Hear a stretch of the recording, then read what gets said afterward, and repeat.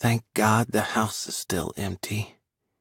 I dragged my exhausted ass back into the house and down to the basement. That was the stupidest idea ever. Well, maybe not the stupidest. I knew where I stood now, right? High school romances weren't known for lasting forever. It was hard to give up that dream, though, the one where we were the exception to the rule. I fell onto the couch and grabbed the remote for the TV, clicking blindly through the channels until... Wait, was that Maddie? It was, one of her earlier movies. Wow, she was hot at my age, absolutely smoking. I settled in to watch her and miss her some more. On the next commercial break, I discovered they were doing a marathon of her movies today. There's my day planned. An hour later, when I was crying along with Maddie during the part of the movie where everything seemed to have gone to shit, someone knocked on the basement window. I'm not home to visitors. They knocked again, and then I heard Mike's damn voice. "Lou, let me in." Damn it, he was interrupting me and Maddie's tear fest. "Go away, I'm not going to let you fool me again." Fool me twice, shame on me, right? I didn't want to find out what fool me 3 times was. Probably a diagnosis of terminal stupidity.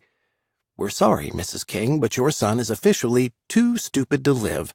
We recommend a nice padded room and not letting him play with sharp objects." Mike knocked again. "Lou, open the door." "It's not locked, you moron. Did you even try the handle?" I wasn't going to tell him that, though. There was a rustling outside the window, and the light changed as he held up a heavily loaded bag. "I brought chicken."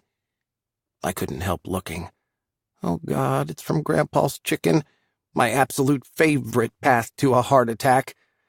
No, I was being strong. Yes, it hurt now, but I was moving forward with my life.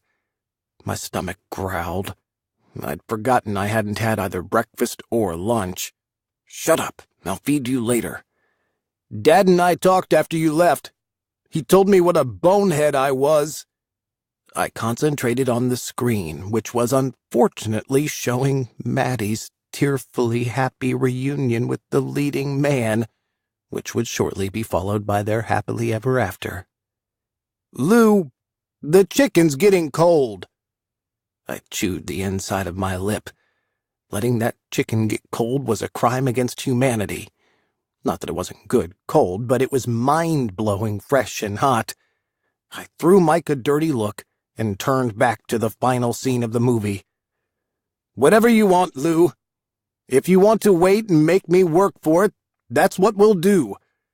Dad made me realize I wasn't really following your lead in this, even if I thought I was doing what we both wanted, because I wasn't doing it the way you needed it to be done.